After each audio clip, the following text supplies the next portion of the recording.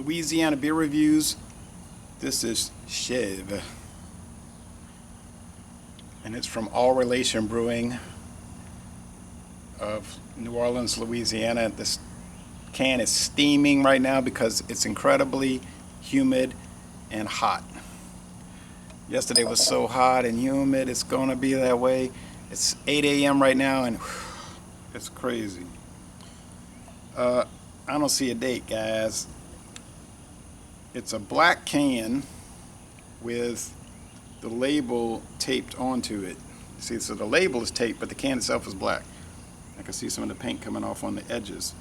So it's strange. Okay, so it says brewed in can by All Relation in New Orleans. I don't know anything about this brewing company. Their website doesn't say anything. It just lists the beers with the ABV. Apparently they have a tap room, but that's closed right now, but you can go by and get the beer. But I bought this at Mathern's. 4.5% alcohol. It's a Mexican lager. But actually that's a mistake on the label. It's not a Mexican lager, it's a Mexican style lager. Because it says brewed in Louisiana, so it can't be a Mexican lager. So they could, I guess, potentially get into trouble with that, but this is the first video review for this beer in the world. And the distribution is so minimal, so, you know, they're not going to get called out on it. Even if they did get called out on it, I'll say get in trouble. They wouldn't get into trouble. Just the U.S. government Tax and Trade Bureau would say, look, a little advisory, going to need to change it to Mexican style lager, which they could easily do. That would be the end of it. All right, so it wouldn't be a big tragedy. But it's an interesting black can, black pull tab. I don't really understand why craft beer companies are trying to do all these macro style beers like lager, light lager. That's even more confusing to me because I remember back in the mid-90s, that was the whole thing about craft beer. They were saying, aren't you sick of Miller Lite and Coors Light? We got something different. And now they're like, we made something taste very similar to Coors Light, Miller Lite. It's a light lager, but twice the price. So anyway, I just don't understand it. That's all. I'm not opposed to it necessarily. I'm opposed to paying the prices, but anyway. Thick white head. It's golden. It's darker than well, it's not a light beer. It's a premium style like a Tecate, Dos Equis, Lager Especial, a Modelo Especial, Corona Extra type thing. Jalisco, which we don't get in Louisiana. There's a lot of haze to it, though. I see little waves of haze all dripping down to the center. It's strange. It's like an Art Deco haze. Some ascending bubbles, not fierce bubbles, though. Kind of lazy ascending bubbles, and some fine sediment, which you'll get even with highly filtered macro beers.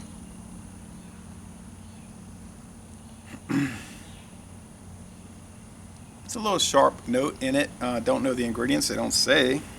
I would guess water, barley malt, hops, and yeast. Maybe corn or rice. More than if it's Mexican, more likely corn. It's definitely making a crackle.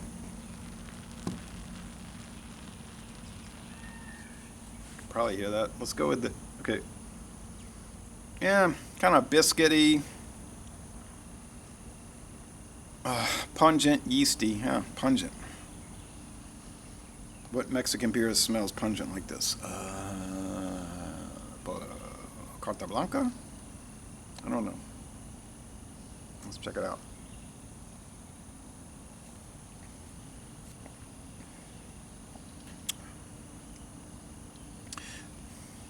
Maybe they use a more elaborate hop varieties because there's some like hop resinous character. Sweet biscuity malt, white bread crust. Bitterness units don't seem any higher than like Corona Extra. Corona Extra's 18 IBUs. This seems about like that, 18. Body's high medium, so it's a lot heavier body than you would expect, I think. So nearly full bodied. I guess for the style it is full bodied. A crisp finish, easy going. What about flaws? Off flavors, off aromas. Funky monkey unusual things. Nothing like that. Nope, it's clean, crisp, refreshing, easygoing, inexpensive. um, a 4-pack of this might be nearly as expensive as a 12-pack of Dos Equis Ambar. Well, you can take a guess, and you'll almost certainly get it right on guessing which one I would pick. But I guess, yeah, it does have more flavor, pronounced bolder flavor, than an actual Mexican lager import. It has a craft style taste. However, you gotta consider the price. But still, score. I don't see why I wouldn't give it a 94 out of 100. It's very flavorful, tasty, spicy with the hops, actually.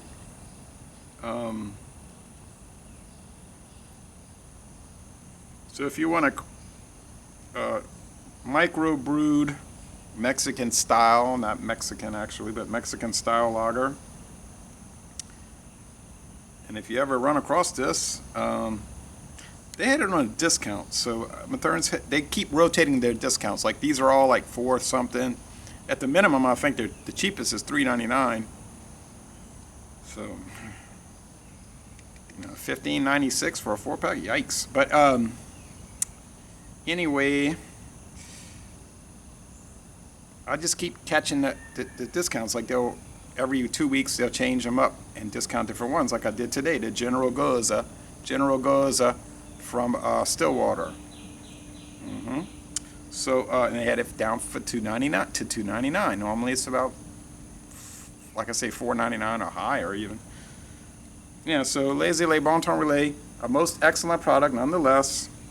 Good job, All Relation. I have to check out more of your things if I see them, and more than likely I will. And I'm going to end this review by saying, y'all come on down to southeastern Louisiana. Now the bonus coverage. I have these crackers, just saltine type crackers, and I have the potted meat and some green sauce.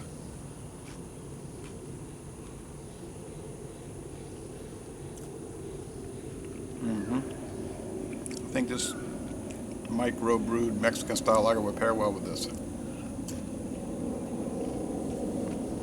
Now the other 3, I'm going to put this Valentina extra hot. It's not Mexican style hot sauce, it's Mexican because it's from Guadalajara, Mexico.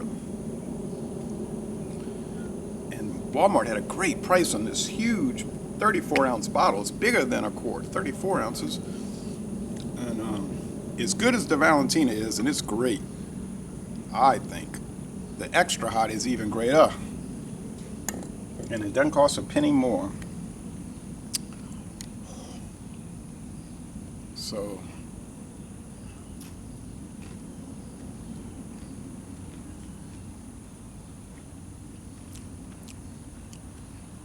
only thing you're doing with this sauce is winning.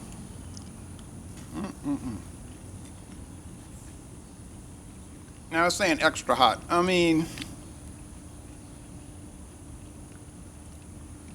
I don't want you to get the idea that this is really hot. It really isn't. It has some heat. The regular Valentina hot sauce isn't really hot, but it's very flavorful. This is actually very flavorful and a bit hot.